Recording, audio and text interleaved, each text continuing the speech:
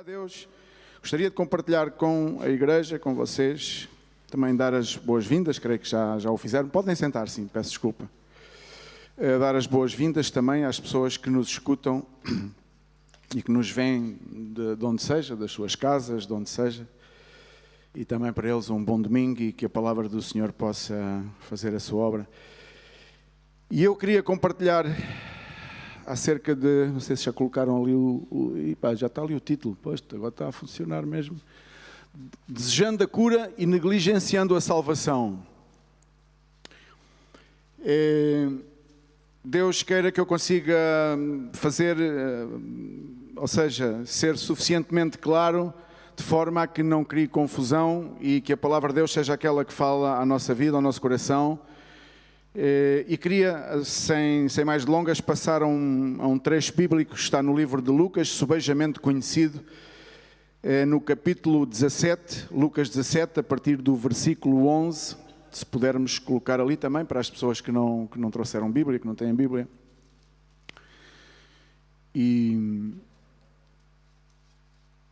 enfim, é um trecho subejamente conhecido que fala dos 10 leprosos.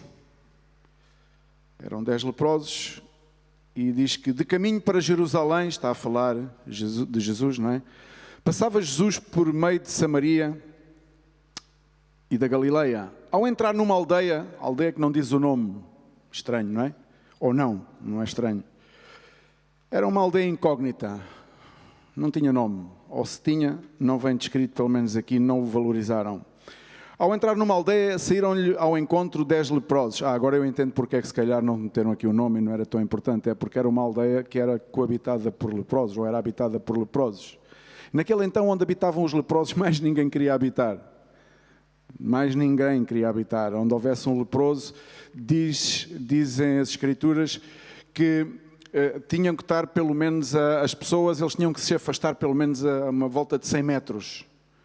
Significa, e quando viam alguém vir na sua direção, ou alguém que se aproximava dentro dessa distância, o próprio doente, o próprio leproso tinha que gritar: impuro, impuro! Como que dizendo, não te aproximes, não é?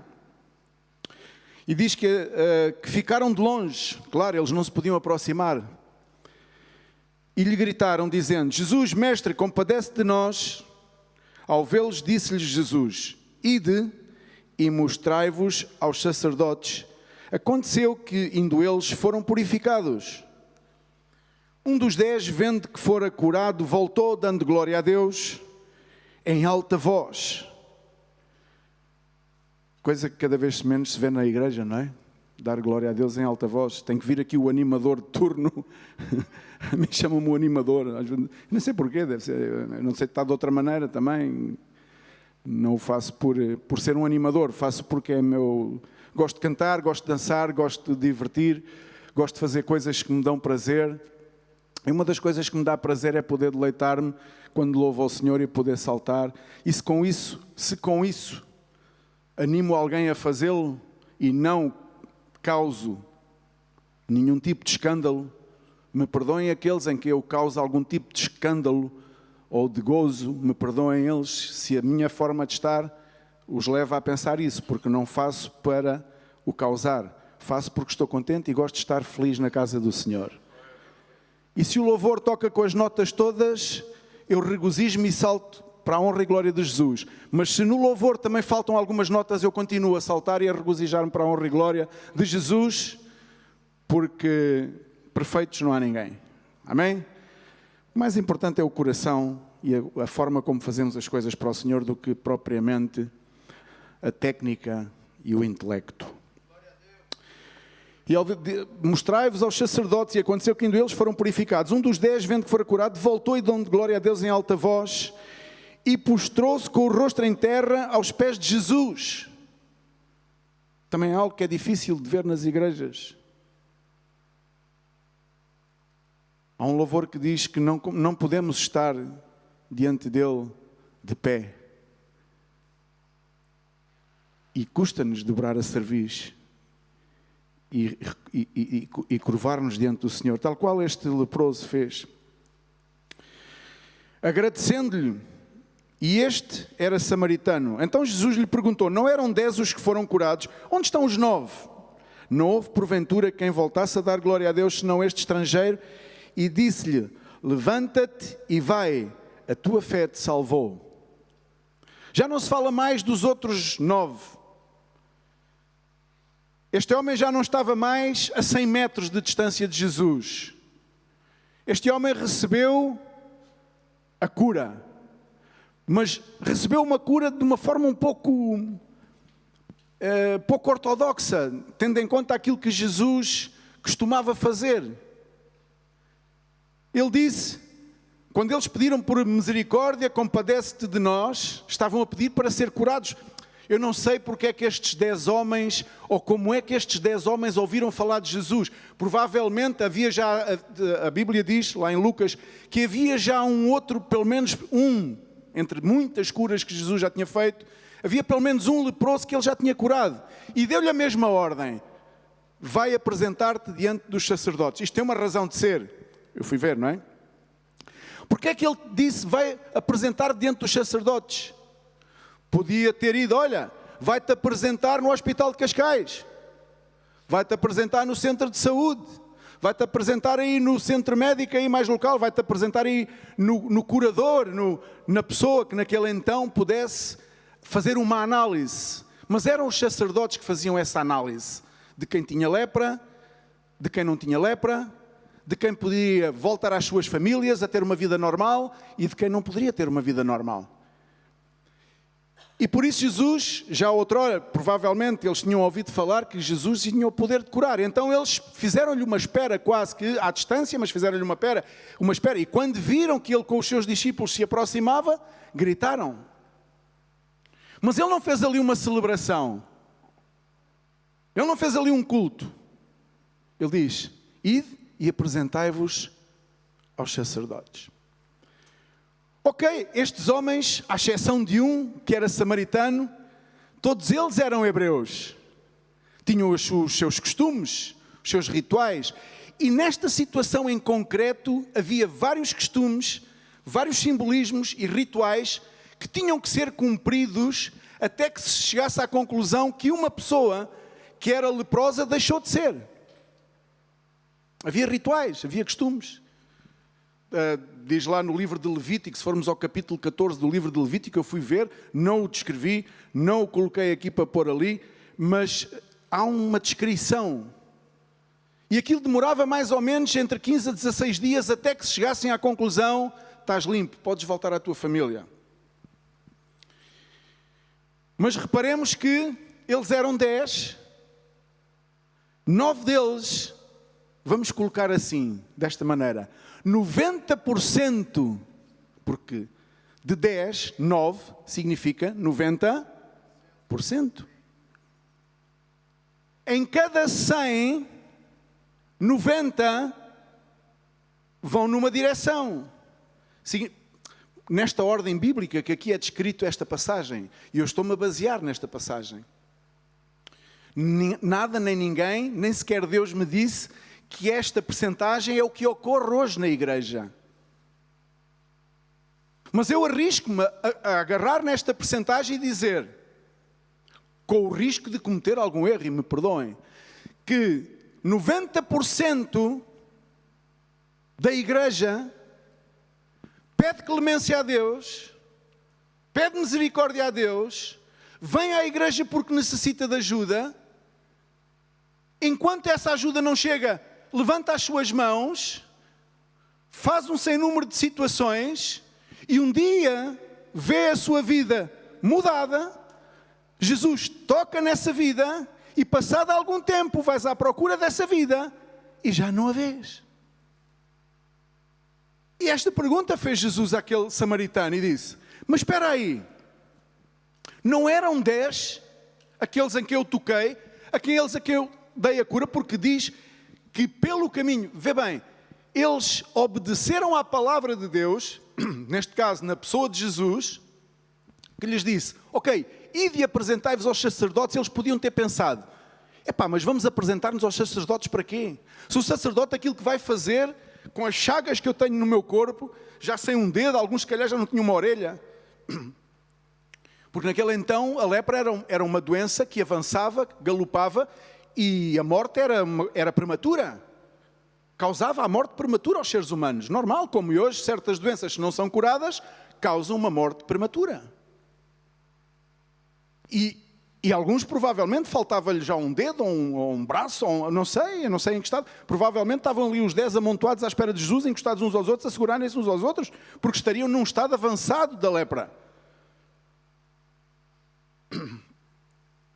Mas curiosamente Jesus não os curou ali no momento. Disse: ide e apresentai-vos aos sacerdotes. E diz que, indo eles pelo caminho, começaram a ser curados. Foi pelo caminho.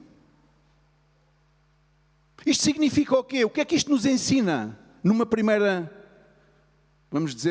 fase. Ensina-nos o quão importante é a obediência à palavra de Deus. Não devemos questionar a palavra de Deus. Não devemos duvidar da palavra de Deus. Se tu realmente crês em Jesus Cristo, se tu crês que Ele é o Filho de Deus, que veio para salvar-te, que veio para purificar-te, que veio para te retirar dessa vida que tu levavas, para te dar uma nova vida, se tu crês, jamais ponhas em causa a palavra de Deus. Porque estes homens receberam a palavra, poderiam ter pensado, mas voltar ao sacerdote? Se foi o sacerdote que nos mandou para aqui, foi o sacerdote que nos colocou o selo de lepra, indesejável, intocável, inaproximável. Se esta palavra existe, não sei. Ninguém se podia aproximar deles. A Bíblia, se formos falar em termos bíblicos, e já o ouvimos com certeza, ou aqui, ou noutro lugar, ou por outras pessoas, que na Bíblia a lepra compara-se ao pecado da nossa era. Amém? Hoje em dia a lepra já não é uma doença, pelo menos nas sociedades civilizadas, a lepra já não é uma doença que cause morte prematura. Porquê? Porque há cura. Amém? No entanto, neste então, não havia cura. Alguns poderiam se safar por este ou por aquele motivo, não sei, ou ganhariam resistência, ou então através dos milagres. E aqui o que estava a acontecer era um milagre. E aquilo que está a ocorrer hoje na nossa era, e o perigo que nós corremos, é podermos ser contaminados com a lepra. E a lepra do pecado é uma lepra que só tem cura em Cristo Jesus. Não tem cura. O pecado não tem cura científica. Não há filosofia, não há doutrina sem ser a de Cristo, não há outro tipo de tratamento que possa curar a tua e a minha lepra, que é o pecado. Por isso é que Jesus deu a sua vida para que tu e eu possamos ser curados dessa lepra. Mas, seguindo para a frente é o caminho, como dizia ainda há um tempo atrás, mais ou menos há um mês, que não devemos estar parados, devemos seguir em frente, não há tempo a perder, não é tempo de parar, é tempo de seguir em frente.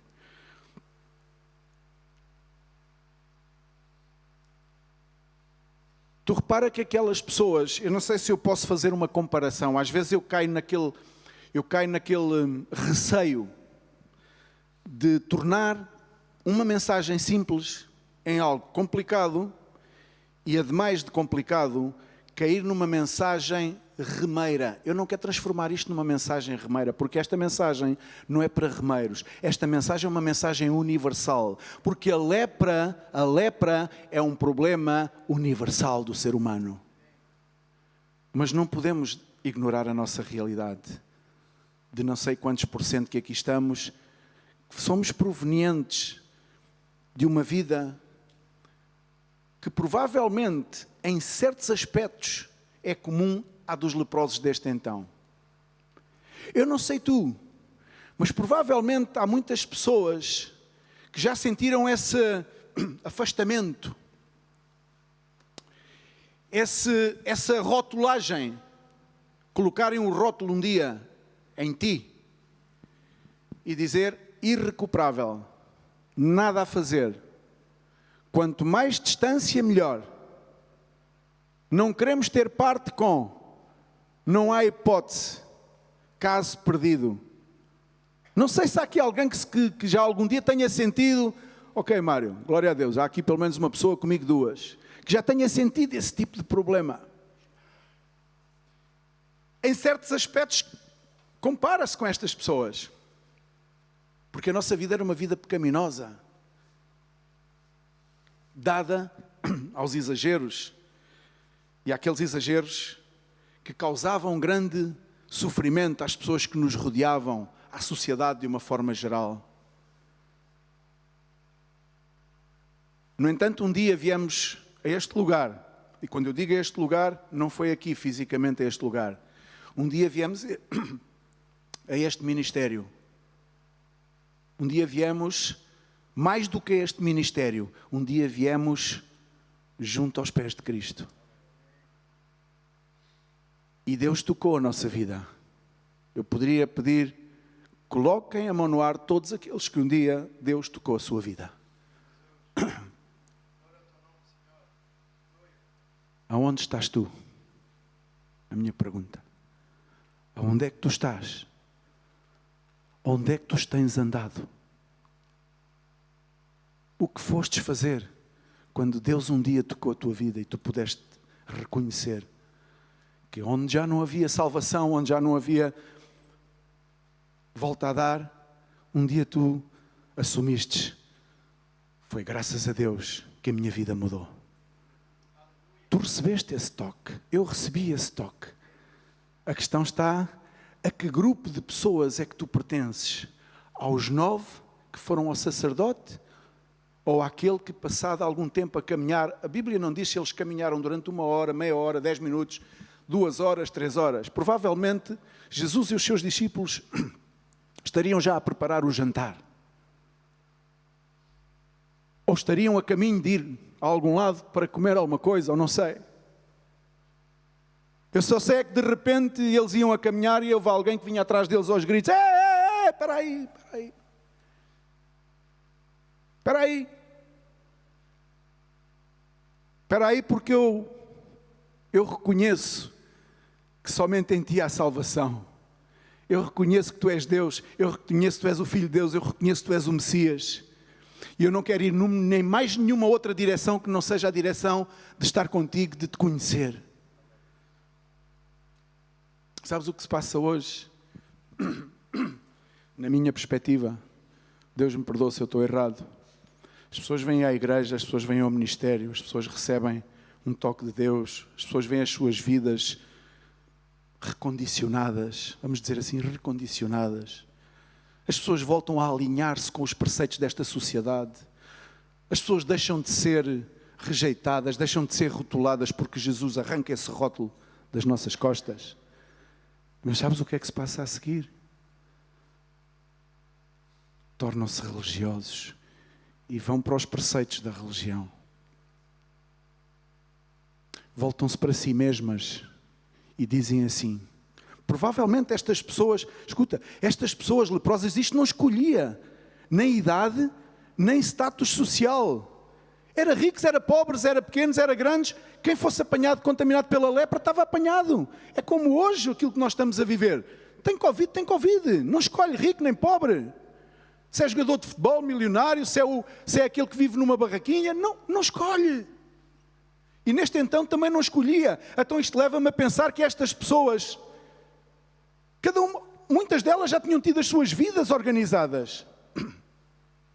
Muitas delas já tinham tido mulher, ou tinham ainda mulher e filhos, família, bens, coisas organizadas. Mas naquele então elas deixavam de poder conviver com o resto da sociedade, eram rejeitadas. Tu sabes o que é isso? O sentimento da rejeição? Pensa, se algum dia te sentistes rejeitado, seja por que motivo for, seja pela tua lepra, seja por aquilo que seja, que algum dia te sentiste rejeitado, eu quero te dizer nesta manhã, se algum dia ou se hoje tu te sentes rejeitado, tu tens que ter a certeza de uma coisa: Jesus jamais te vai rejeitar. Jesus está a querer fazer uma obra tremenda na tua e na minha vida. Não há lepra que o possa bloquear. Somente um coração endurecido, somente um coração que rejeita a salvação, que rejeita a palavra de Deus, esse é o único bloqueio que pode bloquear que Deus faça um milagre na tua vida. Por isso, estas pessoas teriam tido uma vida normal, algumas delas, muitas delas.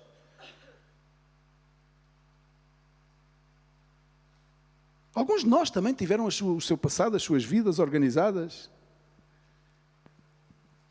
O que é que eles trataram de fazer? Cumprir os rituais, os preceitos que naquele então se fazia. Sim, eles estavam a obedecer a uma ordem. Jesus tinha dado ordem, vai aos sacerdotes.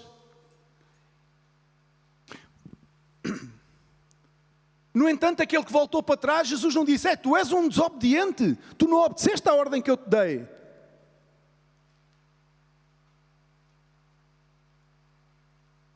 Pelo contrário, Jesus disse-lhe, vai, a tua fé te salvou. Então aqui há dois tipos de situação. Há aqueles em que Deus tocou e curou, mudou o rumo da sua vida. No entanto, há aqui um que conheceu a salvação. A Bíblia não diz que os outros conheceram a salvação, os outros conheceram a cura. E muitas pessoas vêm à igreja para conhecer a cura, a resolução de um problema, a resolução de uma situação social, familiar. Estou a passar esta situação na minha vida, necessito que me ajudem. Claro, é legítimo. Mas passado algum tempo, onde é que está esse coração? Cujo propósito é conhecer a salvação, mas apenas ficou pela cura.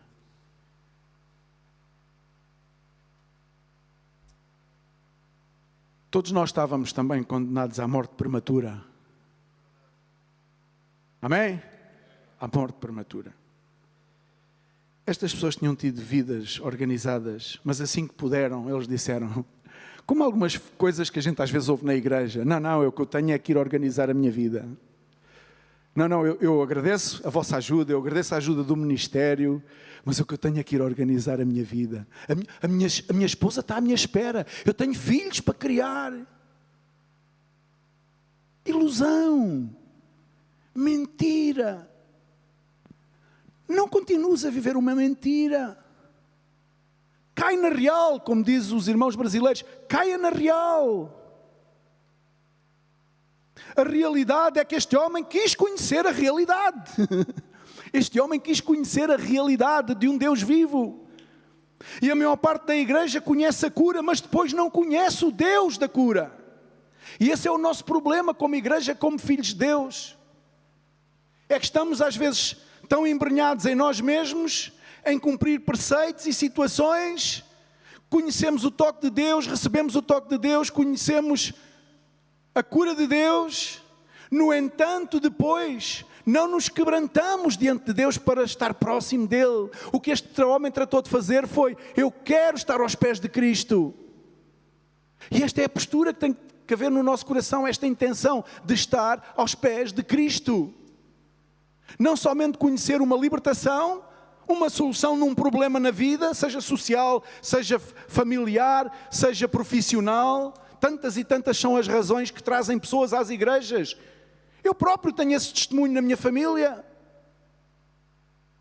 De pessoas e de uma pessoa que ia à igreja para encontrar uma solução. E encontrou a solução, mas para além da solução, encontrou a salvação. Mas poderia não ter encontrado. Agora já tenho a solução, agora essas coisas de Deus são demais para mim. Não. Eu agora tenho que resolver o meu problema. Eu agora tenho que voltar à minha vida. Eu agora tenho lá a minha família. Eu agora tenho que arranjar um emprego. Eu agora tenho. Esquecem-se da salvação da sua alma. E muitas não vão, continuam e permanecem na igreja. Porque estes homens eram hebreus e voltaram ao seu povo hebreu, ao povo de Deus. Eles não foram para uma terra longínqua. Sim, porque eles ali estavam cómodos. E muitas vezes para nós é cómodo estar na igreja. Sentimos uma proteção cómoda. E quando pomos o pé de fora da igreja e sentimos o incómodo, o que é que a gente faz? Deixa-me lá pôr outra vez o pé dentro da igreja, porque ali eu estou cómodo. E nós não estamos aqui para estar cómodos. Estamos aqui porque há uma salvação da nossa alma que temos que a cada dia garanti-la. E isto é feito aos pés de Cristo, com o testemunho da vida pessoal de cada um. A forma como tu falas, a forma como tu reages, a forma como tu pensas. Deus quer fazer uma coisa nova. Ele diz lá em Joel: eis que faço uma coisa nova trago à luz. Onde está essa coisa nova? É uma coisa nova, não é uma repetição antiga, não é uma fotocópia. É algo que tem que ser feito de novo, que traz uma nova mentalidade enraigada, que traz uma nova maneira de estar, uma nova maneira de falar, uma nova maneira de olhar a sociedade, de olhar os problemas dos outros. Isso somente com o Espírito Santo de Deus. Não há outra forma. Não há forma de sermos fotocópias uns dos outros, levantando as mãos porque um diz levanta as mãos, baixando as mãos porque o outro diz baixa as mãos. Não, eu levanto as mãos porque eu quero adorar o meu Deus. Porque eu sei de onde Ele me sacou, eu sei de onde Ele me tirou, eu sei a lepra que eu trazia quando cheguei à Sua presença, e Ele não me rejeitou, não me rejeitou. Então nunca desprezes o amor incondicional de Deus na tua vida, nunca, e deixa-te de criar novas filosofias, novas formas de estar, assentes no teu passado. Estes 9 homens, 90% da igreja, se este número se pode dizer, se calhar até é mais, se calhar é 98%, se calhar é menos um pouco, não sei. Mas eu vou-me basear nesta percentagem, porque não é por acaso que estão aqui 10 homens e só um voltou para trás. Não há de ser por acaso, porque a palavra de Deus, nada é por acaso. Nada. Que eu não consiga discernir porque é que 9 é 9 e 1 é 1, eu não consigo discernir. Deus não me falou. E não me explicou porque é que é 1 e porque é que os outros eram 9. Mas eu vou agarrar nesta percentagem e baseio e trago-a para a minha vida e para a vida da igreja, da congregação de irmãos onde eu pertenço. Para este ministério, onde eu vejo 9 que receberam toque e que não estão nem aí. Estão a cuidar de si mesmos. Estão com agendas pessoais. A cuidar de si mesmos, a cuidar da sua própria integridade, a cuidar de resguardar a sua família, a cuidar de resguardar o seu ministério com agendas pessoais, com maquinações, que sou levado muitas vezes a pensar que algumas delas serão diabólicas, porque estão muito preocupados com aquilo que é a sua imagem, que querem fazer, ou que esperam fazer. E este homem veio aos pés de Cristo porque quis dar glória a Deus de uma forma sincera, humilde, sem esperar nada em troca, porque aquilo que ele poderia querer ele já tinha conseguido. Ele poderia ser mais um dos 10. Não, ele fez toda a diferença. E o que a igreja necessita é de pessoas que reconheçam a soberania, a majestade, o poder, a glória de Deus para poderem ser a diferença. É disso que a igreja necessita, de homens que se humilhem aos pés de Cristo, de homens que não queiram saber se é para a esquerda, se é para a direita, contanto que estejam a obedecer à voz de Deus, contanto que estejam a fazer a vontade de Deus. Se é para levantar os braços, é para levantar os braços, se é para saltar, é para saltar, se é para estar de cócoras, é de cócoras, não importa. Tu crees que é fácil voltar atrás? Os outros devem ter perguntado: onde é que tu vais? Epá, onde é que eu vou? Ao único sítio que eu tenho que ir. Eu tenho que ir reconhecer aquele que me deu a cura. Eu tenho que pôr-me ao seu serviço, pôr-me ao seu dispor. Não há outra forma de estar na vida. E eu espero que no nosso coração seja mais de 10% neste lugar. Eu espero que seja mais... Eu esperaria que se fosse mais que 10% de pessoas que estão dispostas a colocar tudo aos pés de Cristo.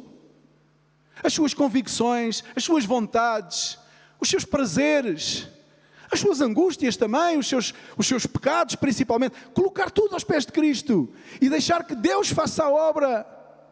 E não voltar para o meio de um sem número de rituais, nos quais vamos familiarizando, adaptando. Já sabemos como é que se entra na igreja, já sabemos em que lugar é que nos sentamos, já sabemos quando é que devemos bater palmas, já sabemos quando é que devemos levantar a mão, já sabemos quando é que levantamos a mão, já é vezes demais a levantar a mão, já sabemos tudo. Está tudo maquinado, está tudo mentalmente maquinado. E o Espírito Santo não flui porque está maquinado por mentes humanas. São mentes humanas a comandar o culto, a comandar a igreja. E contra mim falo. Esta palavra não é para ti, é para mim. Temos que ver onde é que estamos. A qual grupo é que pertencemos? À minoria dos 10%? Glória a Deus. Se pertencemos aos 90%, pois tenhamos a mesma atitude que este homem. Voltemos atrás. Porque nos damos conta que estamos no sentido errado. A tua vida não é mais importante que Jesus. Os teus propósitos não são mais importantes que o propósito de Jesus. O teu casamento, ou o futuro casamento, ou aquilo que tu esperas fazer para casar, não é mais importante que Jesus. Volta para trás nessa mentalidade, volta para trás nessa forma de estar, volta para trás nessa tua maneira de fazer as coisas, de agir.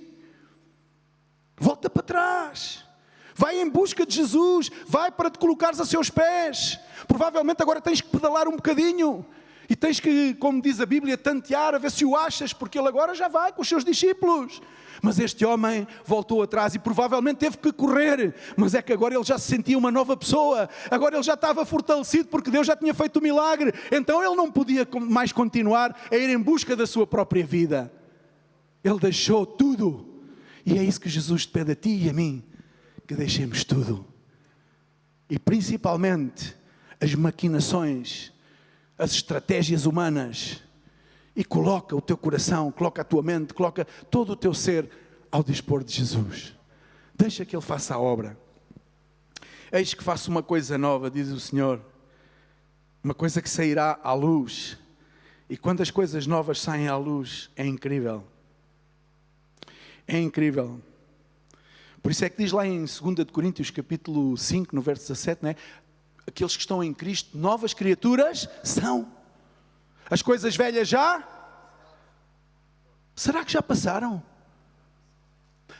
Tu ages de maneira diferente do que agias antes de que Jesus te tenha libertado? Daquilo que te libertou? Tu pensas de maneira diferente de como pensavas? Eu não sei, alguns será há 10 anos, outros será há 15, outros será há 5, outros será há 20. Tu pensas de maneira diferente, tu ages de maneira diferente.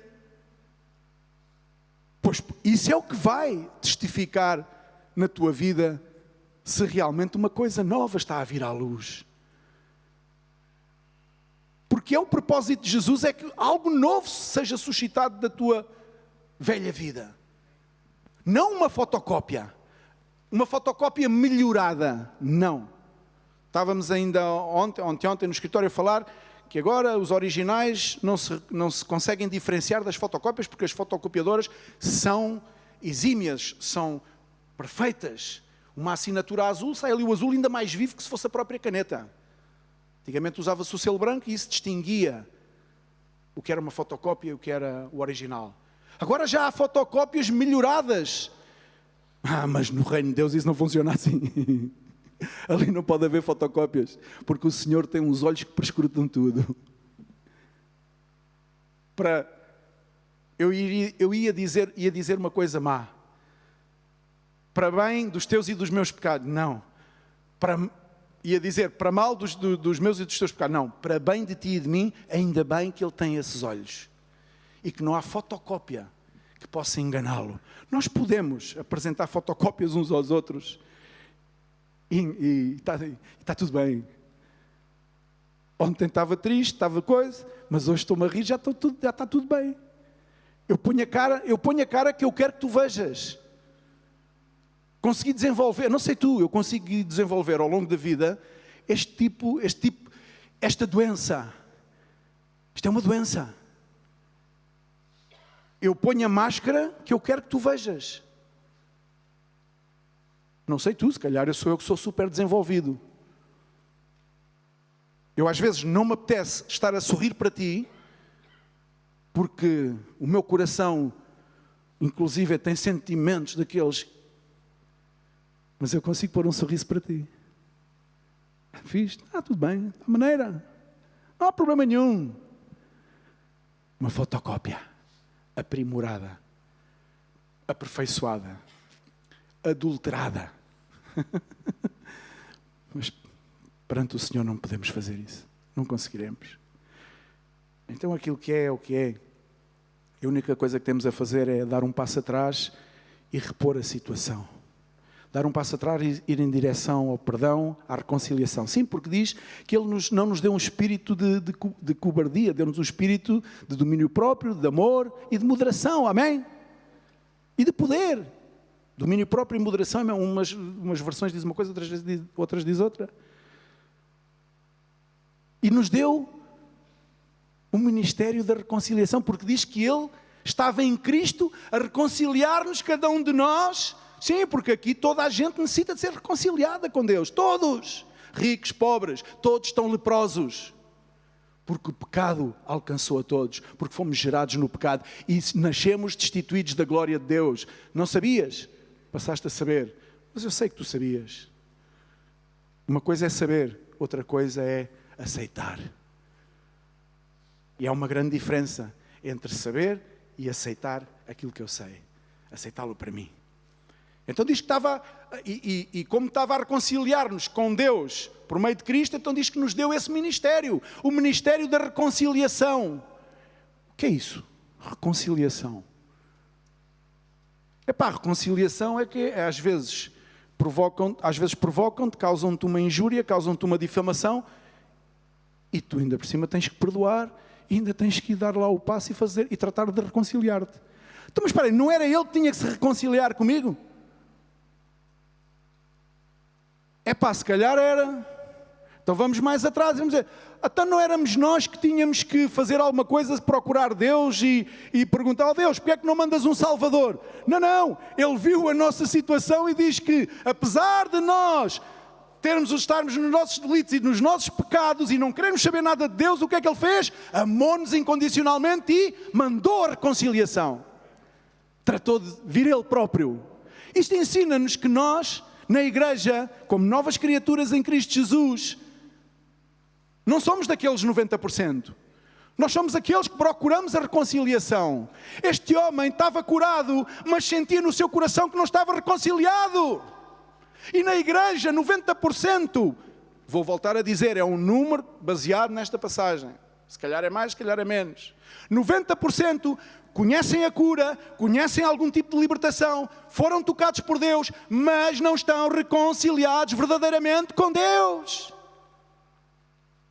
Se calhar estou a dizer uma blasfémia.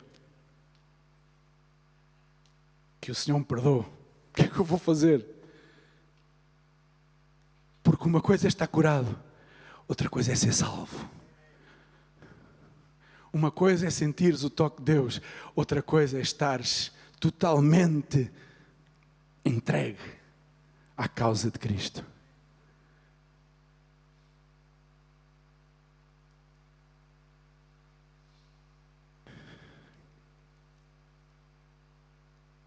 Ainda tenho um bocadinho de tempo, glória a Deus. Isto está... Eu quero pedir perdão, eu há pouco disse que era em Joel que faria vir uma coisa nova à luz, mas não, é em Isaías capítulo 43, verso 18, se puderem pôr ali, por favor, para retirar a dúvida. A questão é que eu tenho aqui também Joel para compartilhar e confundi os dois versos. Capítulo 43 de Isaías, verso 18 e 19. Eis que farei uma coisa nova que está saindo à luz. Não vos lembreis das coisas passadas, nem considereis as antigas. O que é que fizeram estes 90%, estes 9 homens?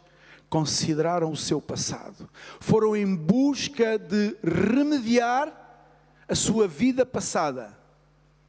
De ir arranjar o seu passado.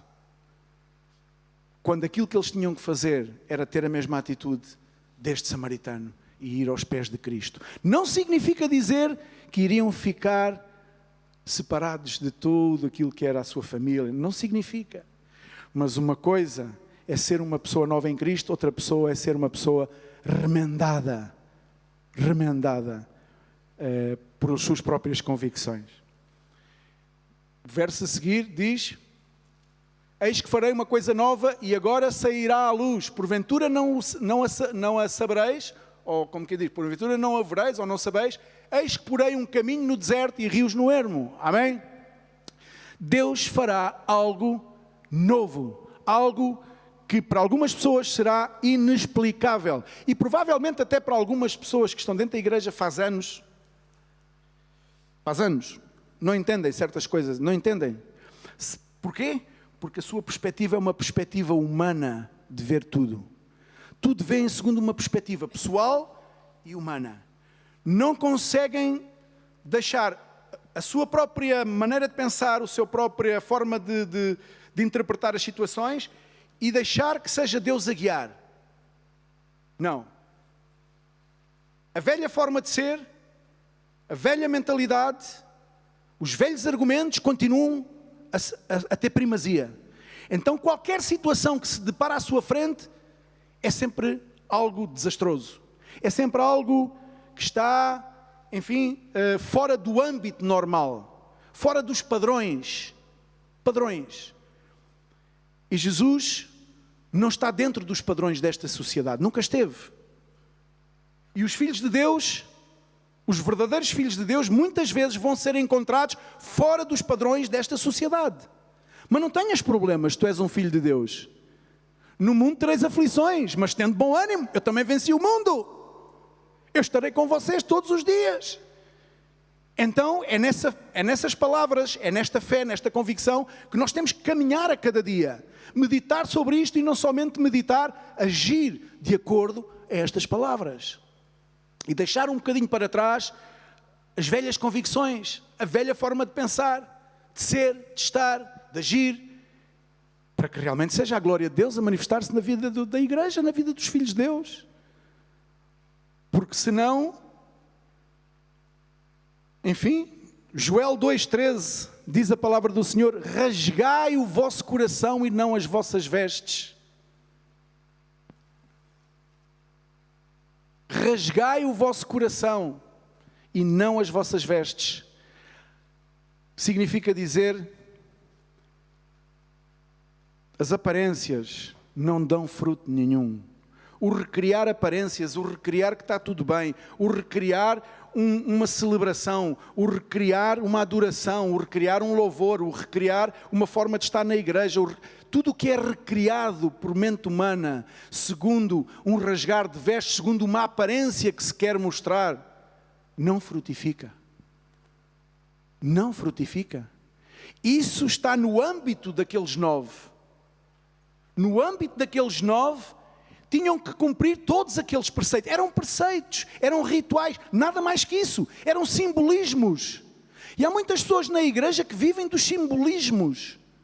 Isto antes fazia-se assim, agora já não se faz assim. Olha, agora aquilo veio, já faz de outra maneira. Deus está a suscitar coisas novas. E Deus quer suscitar uma coisa nova. As coisas não têm que ser rituais.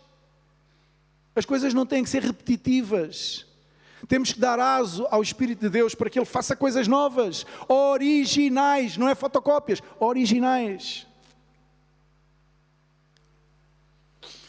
Cuidado, igreja, para que no desejo de sermos curados, nos esqueçamos e desprezamos a tão grande salvação que Ele quer trazer à nossa vida, que tem que ser garantida todos os dias.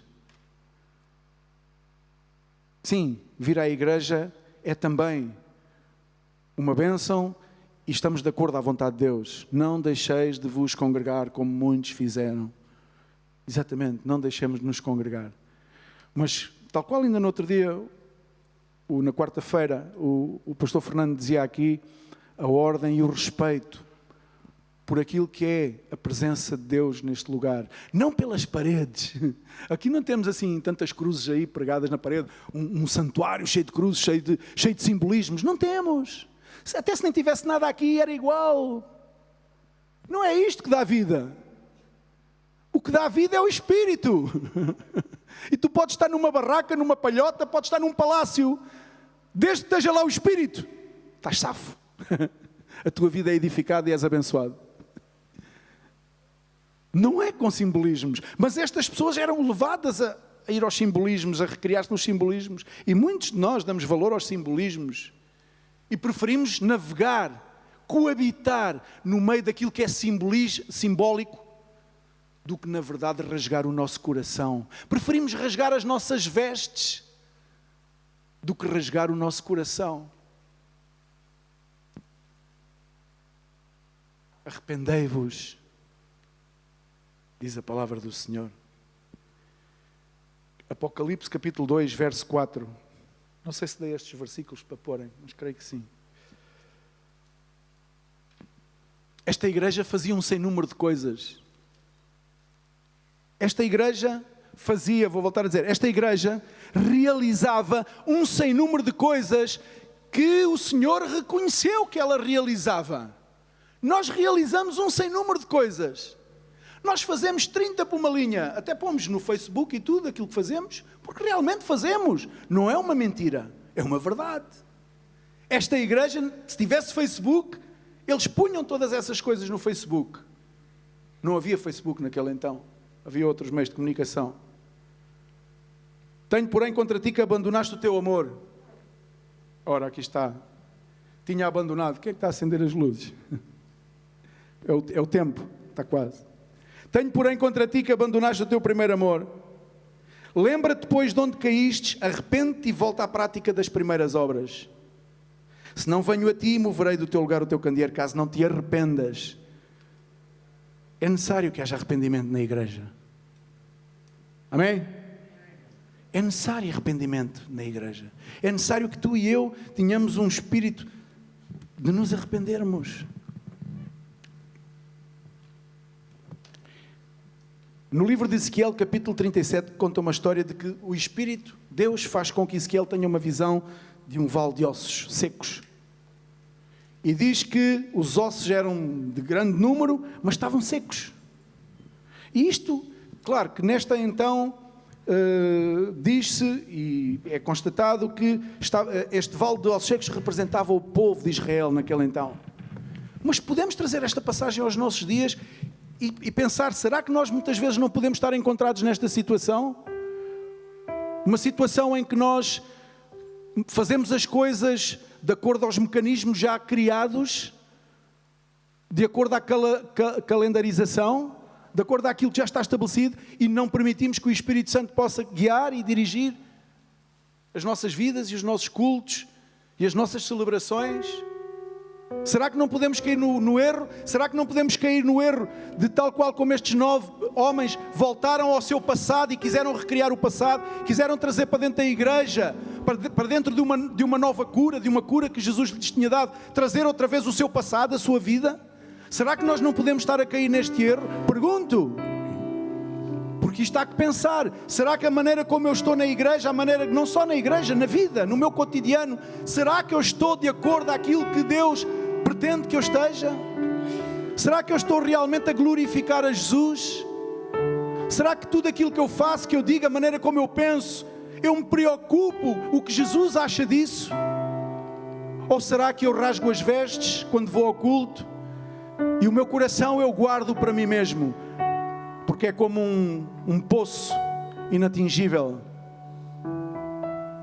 O Senhor diz que Ele perscruta o mais profundo de todo o nosso ser. E Ele pode limpar toda a nossa vida. E é isso que Ele quer fazer na igreja. E por isso, era tão importante que o Espírito Santo de Deus pudesse fluir neste lugar, nesta igreja, na nossa vida. E pudessem haver coisas novas a sair à luz. Não é sorrisos novos. Não é gente a vestir-se com roupa nova, não. Coisas novas. Atitudes novas. Palavras novas.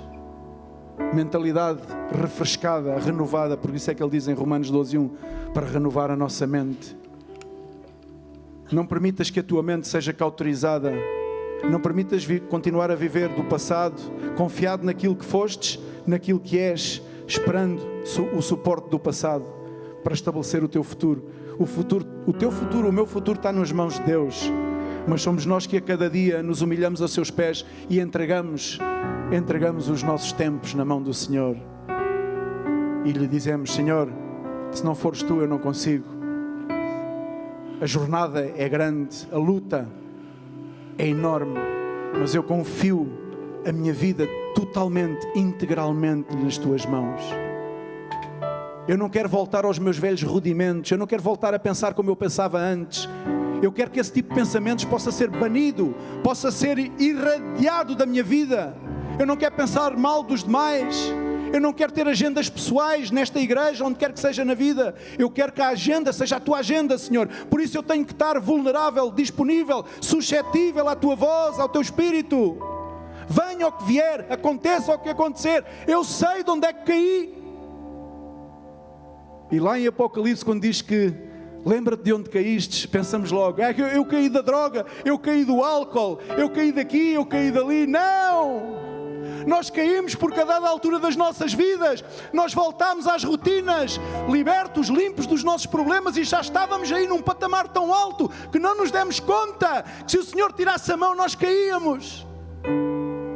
Não é cair da droga e do álcool. Durante algum tempo eu pensei: de onde caíste? Eu caí da droga. O outro caiu do álcool. Eu também caí do álcool. Eu caí da prostituição. Não, nós caímos. Foi daquele ponto onde nós nos colocamos a nós mesmos, depois que conhecemos a libertação em Cristo. Foi aí que nós estávamos. É daí que o Senhor diz que nós temos que nos lembrar de onde caímos, para que haja um sincero arrependimento na nossa vida. Arrependimento, igreja. Espírito de humildade diante dos pés de Cristo, para que Ele possa fazer a obra. Trata-se disso, não se trata de mais nada.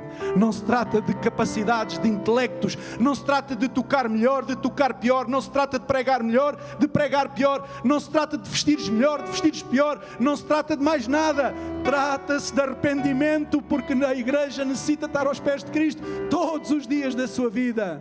É disto que se trata e nada mais. Para a honra e glória de Jesus. Amém? E com isto vos deixo. Amém? Glória a Deus. Peço perdão se demorei um pouco.